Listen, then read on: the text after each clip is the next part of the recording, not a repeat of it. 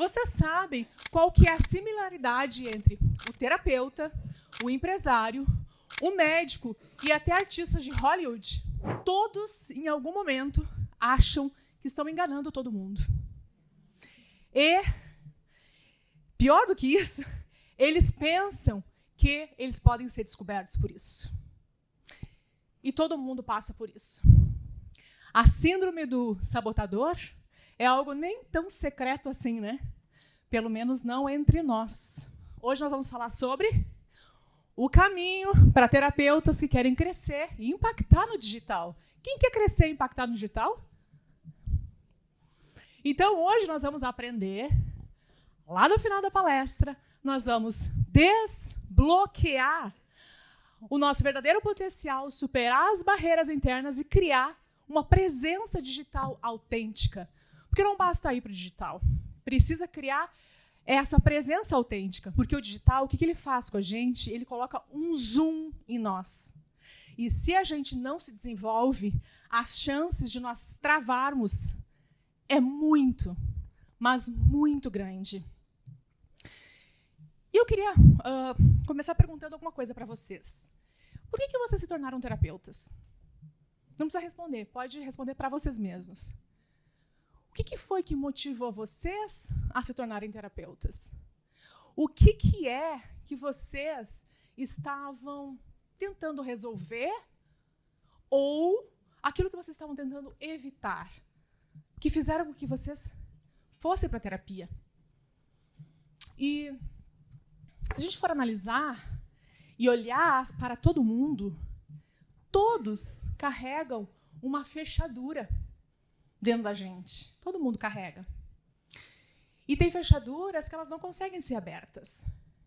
E quando eu penso no terapeuta, o terapeuta, ele é essa pessoa que trabalha a sua chave. E ele trabalha todos os dias para se desenvolver e ser a chave para abrir algumas fechaduras que, de outra forma, não conseguiriam abrir. Não seria possível. Muitas portas travadas, trancadas. E esse terapeuta, ele se trabalha e ele tem as ferramentas para botar aquela chave ali e devagarinho ir virando a chave. E, às vezes, abrindo portas que, de outra forma, jamais seriam abertas. E fechaduras que nem sabem da existência de uma chave. E quantas portas vocês já abriram com a chave de vocês? E quantas fechaduras não sabem que existe uma chave? Quantas fechaduras só vão poder enxergar a existência de uma chave quando vocês forem para o digital? Que, de outra forma, essas fechaduras jamais teriam acesso a uma chave. Então, o digital é esse palco que nos coloca foco para a nossa chave. E o meu trabalho aqui com vocês hoje é que vocês parem de mentir para vocês. E que, de uma vez por todas, vocês começam a entender o valor que vocês têm e que vocês entendam que o que vocês carregam é precioso demais para deixar escondido no bolso. Certo, gente? Bom,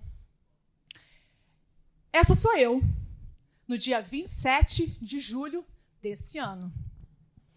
Aqui eu estava enfrentando o meu primeiro dia de hemodiálise. Esse foi o dia mais difícil da minha vida. Há 3 meses atrás. Foi o dia mais impactante da minha vida. Foi o dia onde eu tive acesso a todos os meus medos. Aos medos que eu carreguei desde os meus 15 anos, quando meu pai começou a fazer a sua primeira sessão de hemodiálise. E, aos 15 anos, eu via ele voltar para casa da hemodiálise, desmaiando, mal, cansado, com muitas câimbras, gemendo de dor. E, aos 15 anos, eu comecei a ter muito medo de um dia passar por isso. Então, ali, aos 15 anos, começou a crescer um medo dentro de mim, de um dia passar. Bom, eu não sei se vocês sabem, eu sou formada em publicidade, eu também sou nutricionista. E o que me levou para a área da saúde foi justamente querer entender a doença do meu pai e evitar que um dia eu passasse por aquilo. Então, a nutrição me levou para isso. E dentro da nutrição, eu não fui para uma área qualquer. Eu fui para a área da nutrição funcional, que é uma área onde nós trabalhamos corpo, mente e espírito. Eu jamais queria... Eu entendi que dentro da nutrição, apenas macronutrientes não era suficiente, que essa fórmula tradicional não era o suficiente, eu queria ir além. E aí eu também queria entender quais as emoções que meu pai sentia, o que levou ele a ter uma doença tão grave. Então eu queria curar aquela dor dele, ele já era até falecido. O meu pai fez hemodiálise por 13 anos, essa foi a vida dele. Mas eu queria entender o que levou, porque eu não queria passar por aquilo. Então, eu também fiz psicanálise, também fiz constelação familiar, fiz Axis, eu fiz todas as formações que vocês podem estar pensando nesse momento. Eu fiz. Se eu não fiz, eu tive acesso a. Porque eu comecei, então, a buscar isso. Eu queria curar essa dor do mundo. E aí, quando eu fazia nutrição e via a questão das alergias alimentares, eu pensava assim, cara, o meu pai tinha alergia alimentar. Eu poderia ter tirado isso dele se eu soubesse antes. Nossa, as emoções do meu pai tinha muito medo, por isso que atacou os rins dele. Claro, ele também tinha problemas de relações, porque eram os 2 rins, então era só curar isso aí. E eu comecei a trabalhar essas coisas em mim. Até que, 6 anos atrás, eu recebo o diagnóstico de uma doença renal crônica. A mesma doença do meu pai. E, depois de ter passado por aquele impacto emocional inicial, eu pensei, tá bom, tá tudo bem, porque eu tenho as ferramentas. Meu pai não tinha, mas eu tenho. Então, tudo aquilo que eu fui aprendendo e aquilo que eu ensinava, eu comecei a aplicar em mim. Eu tenho uma faculdade de saúde avançada, nós treinamos mais de 40 mil profissionais da área da saúde através de cursos e pós-graduações, justamente ensinando sobre nutrição funcional, justamente ensinando sobre corpo, mente e espírito, tratando o indivíduo como um todo, não só como macro e micronutrientes, muito além disso. Eu tinha todas as ferramentas. Além disso, eu tinha as ferramentas mentais também. E eu comecei a trabalhar em mim. E sim, eu consegui frear a doença por um tempo. Chegou uma hora, há 2 anos atrás, que ela começou a acelerar de forma extraordinária. Que eu não entendia por que acelerava daquele jeito. Tudo o que eu sabia, eu aplicava em mim. Todos os meus conhecimentos, tudo, de nutrição, de mentalidade e de espiritualidade. Tudo eu apliquei. E não funcionava. A doença continuava acelerando. Aquilo continuava acontecendo. E aí, eu comecei, aos poucos, diminuir a minha presença no digital. Por quê? Porque eu comecei a me questionar. Se eu não estou me ajudando, como que eu vou conseguir ajudar as outras pessoas? Se aquilo não está funcionando comigo, e por mais que eu olhava e via que aquilo ajudava as outras pessoas, transformava, eu recebia depoimento. A minha empresa recebe depoimentos todos os dias de transformação dos alunos deles, no caso dos pacientes deles, mas em mim não estava funcionando. Então, eu fui diminuindo lentamente a minha presença no digital, porque eu me sentia inautêntica. Eu tinha medo que alguém falasse para mim e dissesse assim, mas não está funcionando contigo? Por que tu está ensinando isso? Se tu não tem saúde, como é que tu vai falar sobre saúde? Se tu mesmo não está conseguindo se curar, como é que tu vai falar sobre autocura? Como? É inautêntico. Eu pensava para mim. E por causa disso, pouco a pouco, eu comecei a sair do digital. Até esse dia aí, 27 de julho, onde eu estive à frente com a minha maior dor, que foi encarar o maior medo de frente. E eu comecei a criar a crença do engano, que eu estava enganando os outros. E esse é um grande vilão. E ele começou a me corroer. E eu pensei, eu não posso mais enganar. Pelo menos eu achei que eu estava enganando. Porque se não funcionava comigo, não funciona. E também eu comecei a lidar com a crença de não ser boa o suficiente. Não tem como eu ser boa. Porque tudo que eu aprendi, tudo que eu fiz, tudo que eu conheço, tudo que eu acredito, não funciona para mim. Todo investimento que eu fiz na minha saúde, gente, muito dinheiro, muito conhecimento, muito tempo aplicado, muita coisa. A minha vida nos últimos 6 anos foi só focado em saúde física, mental e espiritual. E essas crenças começaram a me corroer. De também a autopunição e o silenciamento progressivo foi o impacto de tudo. Porque eu comecei a me autopunir, a me autoculpar, a me autojulgar. E com isso, eu fui calando a minha voz lentamente. Os nossos eventos com os nossos alunos, eu comecei a não querer participar mais tanto. Eu fui diminuindo aos poucos, porque essas crenças começaram a me invadir. Por mais transformação que os meus alunos estavam tendo, por maior transformação que os meus professores, que tinham aprendido comigo as coisas, estavam causando nos seus alunos. Bom, vocês conhecem a história do elefante amarrado? O elefante amarrado, para quem não conhece essa história, um cara estava passeando no circo. E aí ele achou curioso, né, o circo, aqueles animais tão bonitos, até que ele foi na ala dos elefantes. E ele viu elefantes enormes, grandes e fortes, amarrados em cordas pequenas, em estacas no chão. E aí ele olhou para aquilo e achou curioso que os elefantes estavam ali parados, naquelas pequenas estacas. E ele viu um treinador e perguntou para o treinador: ei, vem cá, por que esses elefantes ficam parados ali? Porque eles são tão fortes. Se eles se movimentassem, eles iam conseguir sair dessa estaca pequena no chão. E aí o treinador falou: é que esses elefantes eles estão aqui desde criança. E quando eles chegaram aqui, essas estacas elas conseguiam segurar o peso deles. Então eles tentaram sair por um tempo. Só que aí, conforme eles foram crescendo, eles viam que eles não conseguiam sair, e eles pararam de tentar. Então, hoje, eles são grandes e fortes, mas eles não têm mais noção da sua força. Então, eles continuam parados ali, porque eles ainda acreditam que eles são pequenos e fracos.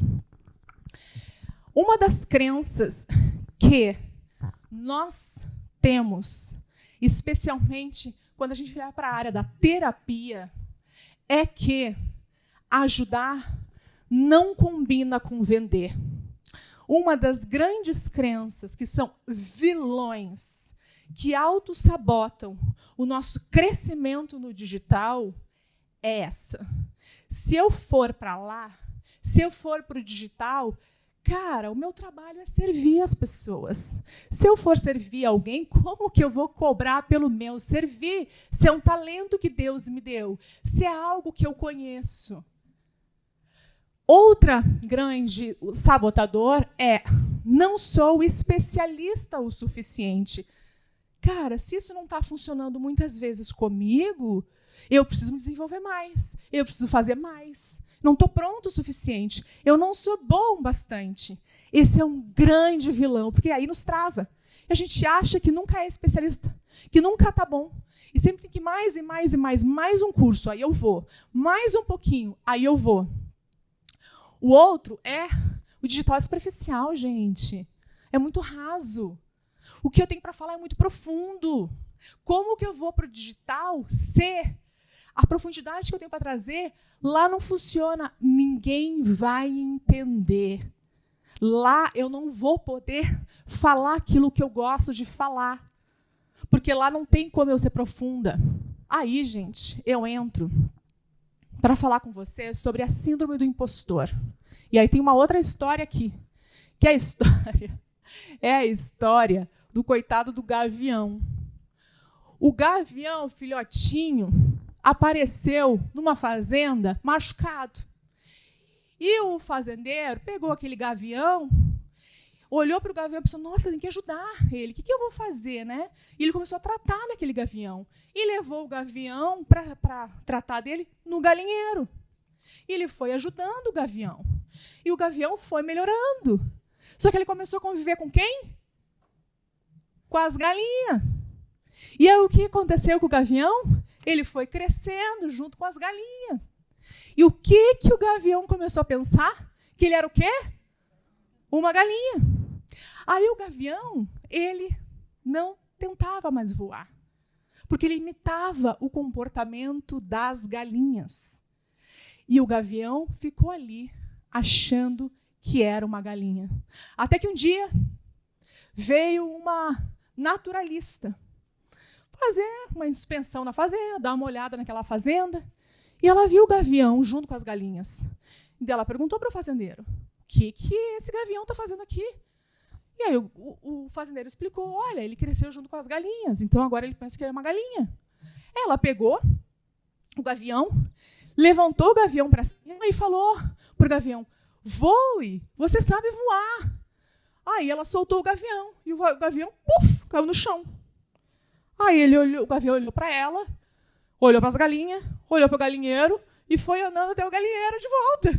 Porque é o caminho que ele conhecia, ele não sabia fazer outra coisa. Aí a naturalista ficou indignada com aquilo. Ela pegou o gavião de volta, foi até uma montanha e conversou com o gavião. Olha para o céu, teu lugar não é no chão, o teu lugar é lá em cima, é nos céus. Tu precisa voar. Tu pode ir muito além disso, muito além do galinheiro. E ela levantou o gavião, e aí o gavião se soltou, e o gavião começou a ficar meio bambo, só que daí, por instinto de sobrevivência, ele começou a voar.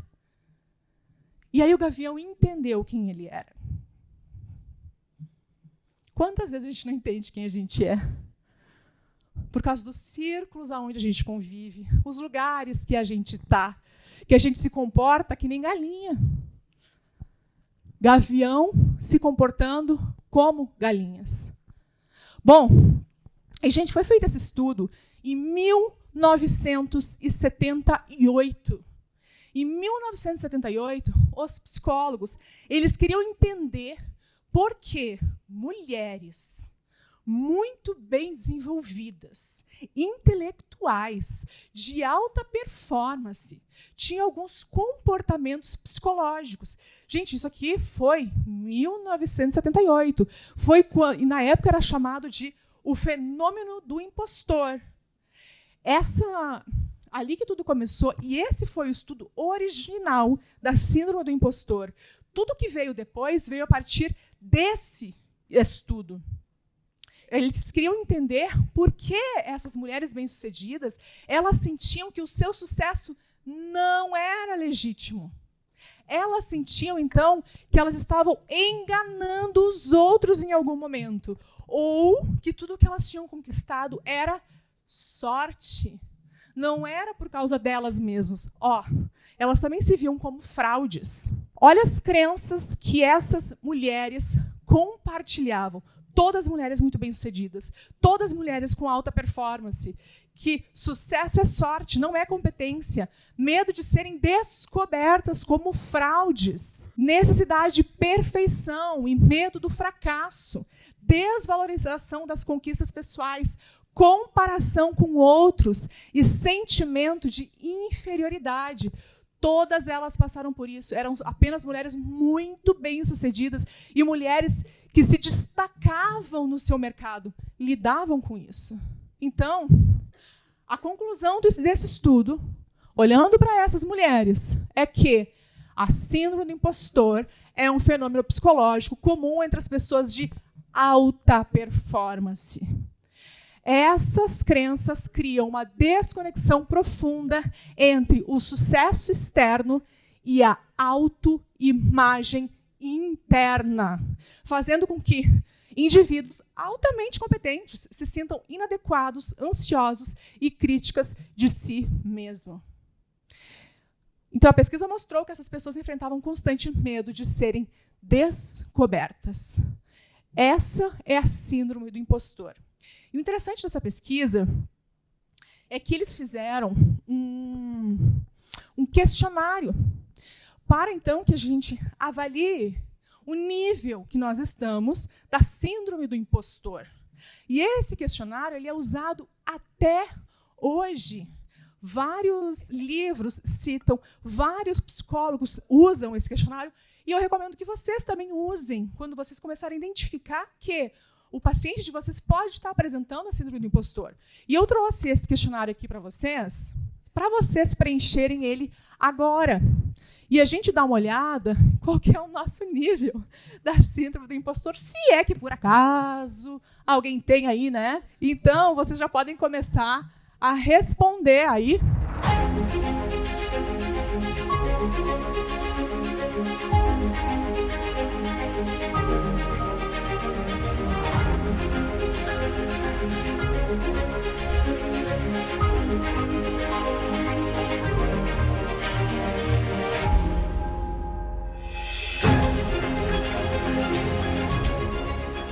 Agora calculem quanto vocês calcularam aí, qual foi a nota de vocês. Saiu bem? Saiu bem? Ó, para vocês terem a interpretação do resultado de vocês. Ó, gente. Aí sou eu no dia 27 de julho, de novo, de cara com o meu sabotador. Aqui, então, eu estava com esse... Todo mundo sabe o que é hemodiálise? Você sabe o que é, né? Muito bem. Então, nesse dia, a minha médica havia me ligado e a gente tinha se encontrado no hospital, porque eu ia fazer uns exames. E aí, quando ela me olhou, ela me disse assim, eu quero te pedir mais uns exames hoje. Então, eu fiz os exames, almocei com a minha irmã, fui para casa. Quando eu cheguei em casa, eu recebo a ligação da minha médica. E ela falou assim, Gisele, tu precisa voltar para o hospital agora. Tu está com risco de óbito. Tu precisa começar a fazer hemodiálise hoje. A gente não pode mais esperar. Então, tu vai pegar tuas coisas. Ela me explicou. Tu vai pegar tuas coisas, tu vai ir para a UTI, tu vai passar pelo centro cirúrgico, tu vai colocar um catéter e tu vai começar a fazer hemodiálise hoje ainda. E aí, quando ela falou isso, é desnecessário dizer para vocês que todo aquele medo que eu carregava desde os 15 anos, ele veio à tona. Tudo aquilo que eu evitei a vida inteira e que eu trabalhei para jamais passar, eu estava passando no dia 27 de julho de 2024. Então, eu iniciei a minha primeira sessão de hemodiálise.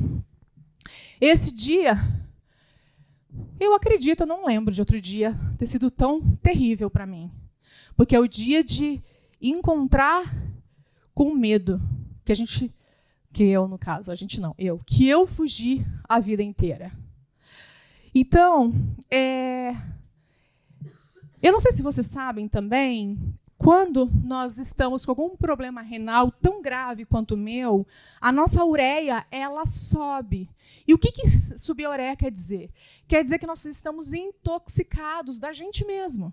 A gente se intoxica. O nosso corpo não consegue mais eliminar aquela intoxicação. Por isso que a pessoa ela fica super inchada desse jeito, ela fica com confusão mental, cansada, enjoada. O cansaço é extremo. Então, você fica com vários desconfortos. E, nesse dia que eu estava diante do meu medo, e eu comecei a me sentir muito pequena, porque tudo aquilo que eu tinha evitado estava acontecendo ali. Só que mesmo com toda aquela ureia, mesmo com toda aquela situação, eu tive um momento de lucidez. E eu comecei a pensar assim para mim, bom, ninguém pode me ajudar mais agora. Todos os profissionais que poderiam me ajudar, inclusive o Rafa, eles já fizeram o que eles podiam fazer por mim. Agora sou eu, comigo. Todo o conhecimento que eu tenho, tudo aquilo que eu adquiri, o que eu posso fazer? E eu comecei a me dar um auto-coaching. E eu comecei a falar comigo assim, as minhas células necessitam da hemodiálise agora.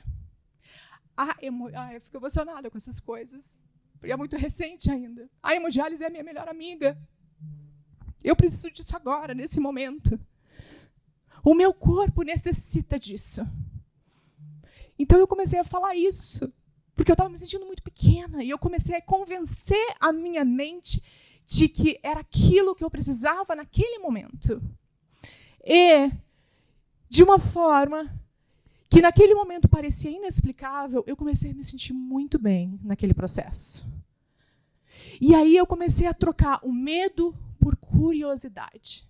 Eu comecei a ficar curiosa. E aí,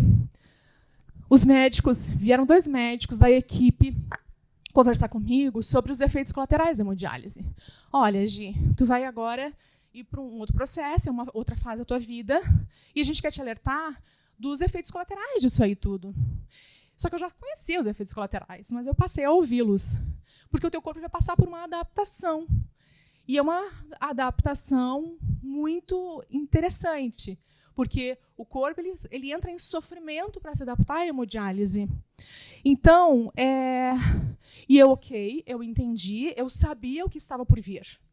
E eu passei pela minha primeira sessão, segunda sessão, terceira sessão, quarta sessão, quinta sessão de hemodiálise lá dentro da UTI. E eu não senti nada. Eu não senti nenhum efeito colateral. Eu não senti enjoo. Eu não me senti mal. Eu não senti nada. Eu sentia, na verdade, como se eu estivesse na manicure. Eu falo isso para as pessoas porque era realmente assim que eu sentia. Eu comecei a me sentir bem com aquele processo que estava entrando na minha vida. E eu comecei a me sentir confortável, porque eu comecei a falar para mim que eu estava confortável naquele processo. E aí eu levei o meu secador de cabelo para lá e a minha irmã fazia escova em mim todos os dias. Então a gente fazia escova, eu me maquiava todos os dias. Eu levei meu perfume predileto para lá, que era o John Malone. Então eu passava meu perfume de John Malone, que eu pensava assim, eu sou uma rainha, eu estou no meu trono da UTI, e eu realmente falava isso, e eu me comportava daquele jeito. E aí eu comecei a me sentir bem e curiosa. Não é que eu não estava mais com medo, mas eu estava me sentindo confortável.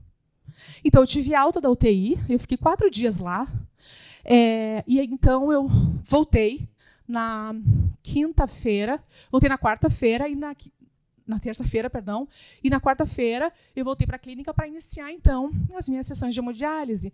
As hemodiálises, elas acontecem 3 vezes por semana, são 4 horas por sessão, e isso é, então, o rim artificial trabalhando, já que a pessoa para de ter função renal, ela chega nesse estágio. E eu estava nesse estágio, então comecei a fazer esse processo. E depois da minha primeira sessão da hemodiálise, na clínica, eu voltei para casa. Na quinta-feira à noite, estou em casa jantando com a minha irmã e me preparando para a próxima sessão da sexta-feira, o telefone toca. É a minha médica de novo. Ai, meu Deus, o que é agora? Porque uma semana antes ela tinha me ligado para eu ir para a UTI. Ai, o que é agora? Aí eu atendi o telefone. E ela assim, Giza, aconteceu algo surpreendente aqui. Apareceu um doador para você. E amanhã, ao invés de ir para a hemodiálise, tu vai para o centro cirúrgico e tu vai fazer um transplante de rim. E aquele rim não era um rim comum. Era um rim de um homem mais jovem que eu, extremamente saudável, que a minha médica julgou como um rim melhor que o dela. E então, no dia 1º de agosto, eu recebi essa notícia do meu rim. E note que interessante, dia 1º de agosto foi o mesmo dia do falecimento do meu pai, da mesma doença que eu tive. E eu tive, nesse mesmo dia, a oportunidade de ganhar um rim. Então, eu passei pelo transplante. 5 dias após ter iniciado a hemodiálise. Aí, eu comecei a entender algumas coisas. Ali, eu comecei a entender tudo aquilo que eu tinha estudado. Toda aquela preparação que eu tive antes. Tudo aquilo não era para evitar que os rins fossem embora. Tudo aquilo era para que eu ficasse bem naquele processo. Porque passar por aquilo era inevitável. Então, o transplante foi tão bom, o meu processo foi tão incrível que a Redditor perguntou para mim, hoje a gente pode fazer um vídeo teu? Porque a gente queria divulgar isso para os outros pacientes que passam pelas mesmas coisas que tu está passando. Eu falei, é claro. E eles mandaram a equipe deles para gravar um vídeo contando a minha história de quão bem eu passei pelo processo de hemodiálise, quão bem eu passei pelo processo do transplante, porque para eles foi algo surpreendente. E aí eu comecei a entender tudo. Então, quando eu passei a entender isso no hospital, dentro daquela condição, começou a crescer dentro de mim aquilo que eu tinha um tempo atrás do digital. E eu comecei a entender que o que estava me freando antes era o sem vergonha do sabotador, que eu já conheço, que eu já sei, eu sei como ele funciona. E mesmo assim eu tinha me deixado vencer por ele. E aí, esse sabotador sem vergonha tinha me vencido. Mas aqui, quando eu entendi quem ele era, eu pude começar a vencer ele. E a gente só consegue vencer algo invisível quando a gente enxerga. Quando a gente coloca essa coisa na frente da gente. Senão, não tem como. Porque a gente tem vergonha dos nossos sabotadores. A gente não fala deles nem para a gente mesmo. A não ser como a gente passa por uma situação extrema como essa que eu passei. E mesmo assim, quando a gente está nessa situação extrema, muitas vezes a gente não consegue enxergar o que aquela situação está nos mostrando.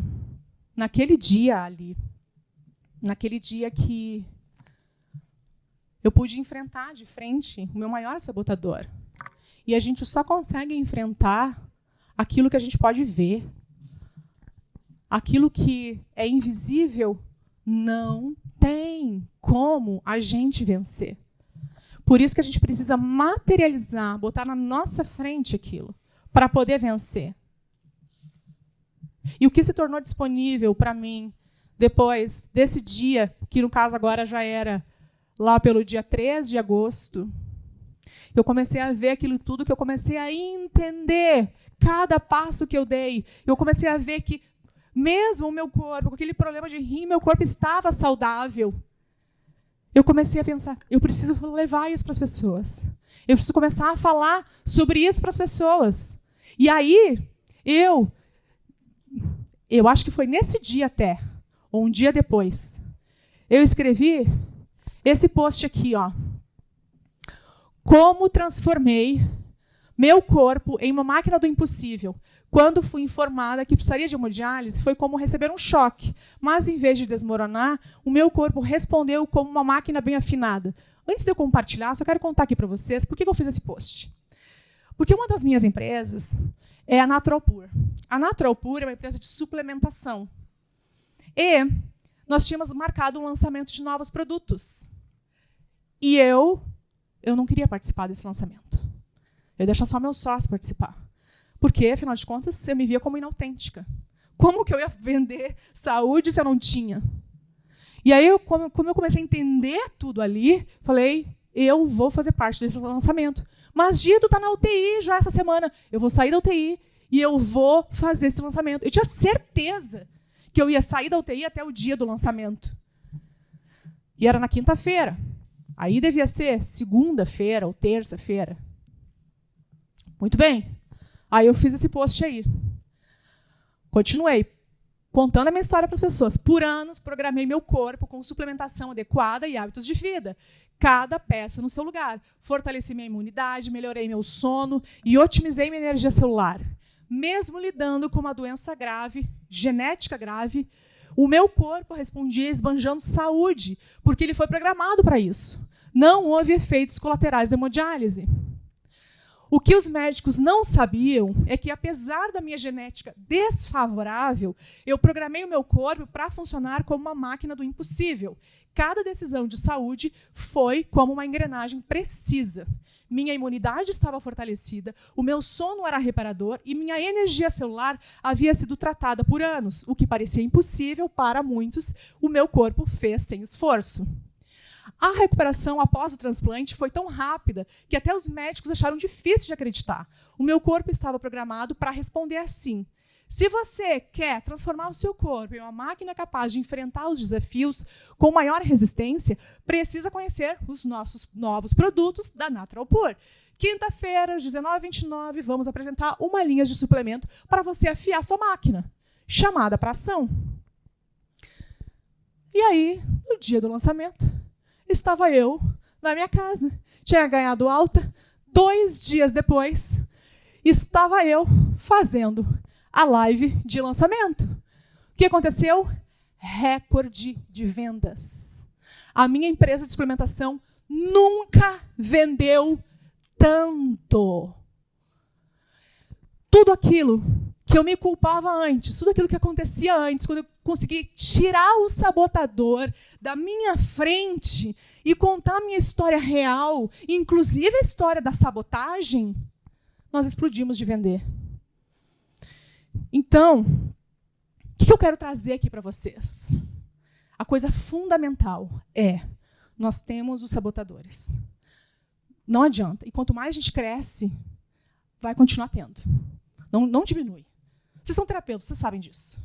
Ele vai continuar ali. Então, o que a gente tem que fazer? Rotular, dar nome a ele. E contar histórias. Quantos aqui ficaram impactados com a minha história? É uma história. É verdade? Ela é, óbvio, eu passei por isso ali. É a minha história. Mas é uma história. E tem um jeito de contar histórias que a gente cativa as pessoas e os nossos clientes. Vocês possivelmente já ouviram falar na Jornada do Herói, correto? Do Campbell. O Campbell era um cara que estudava mitologia. E esse cara começou a entender que tinha um jeito de contar histórias que esse jeito tinha atravessado eras. E ele começou a identificar quais eram que tocavam as pessoas. E o nome disso é a Jornada do Herói. E a Jornada do Herói é uma jornada que é usada para filmes, como vocês sabem, para novelas, para tudo. Só que ele também tem a ver com a nossa própria jornada do desenvolvimento pessoal, e é por isso que toca.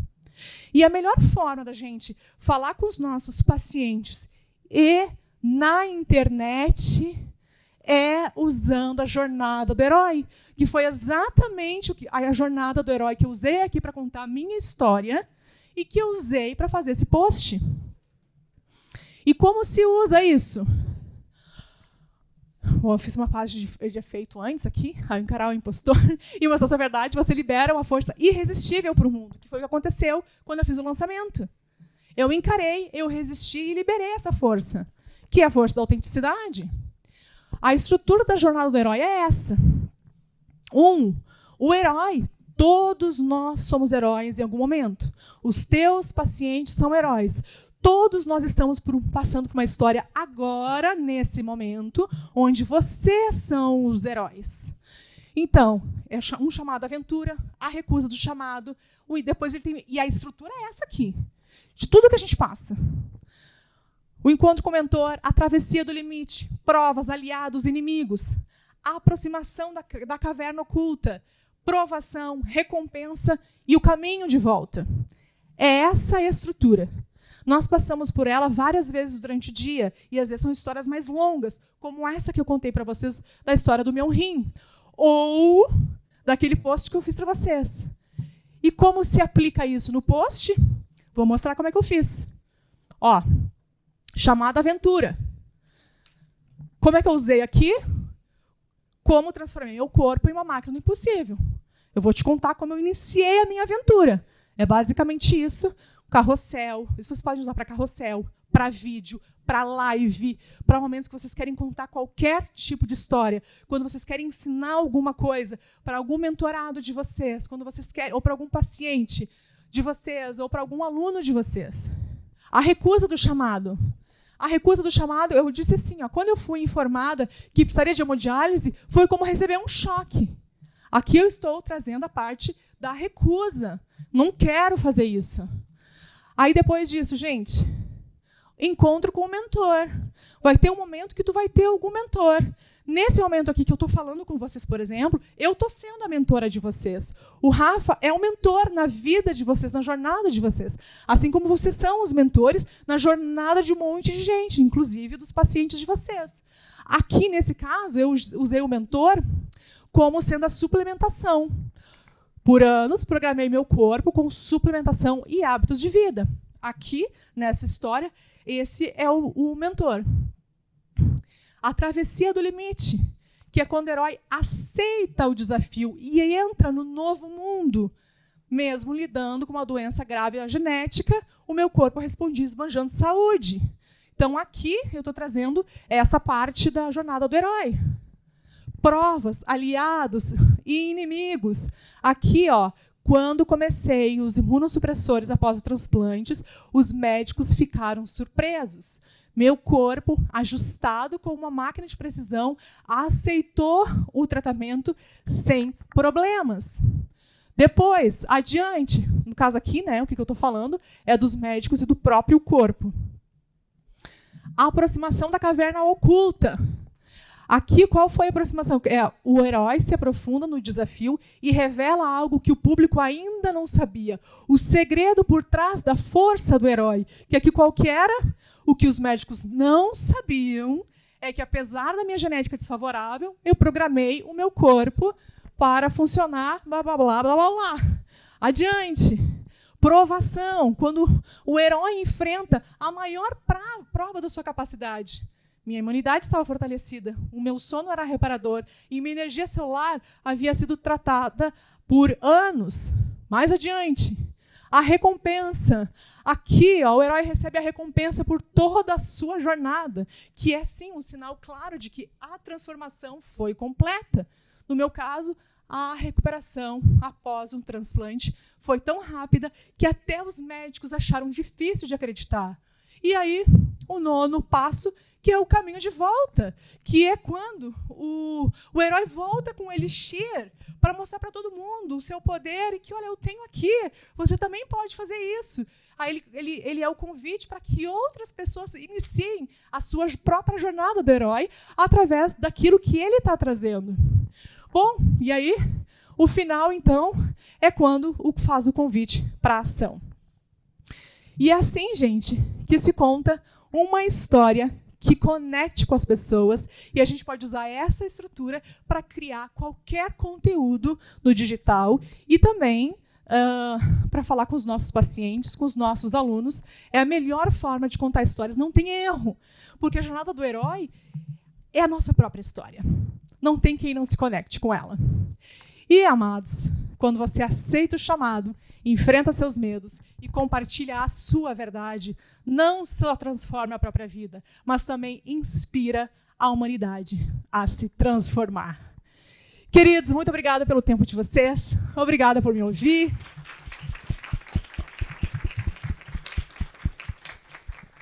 E não esqueçam que vocês são a chave.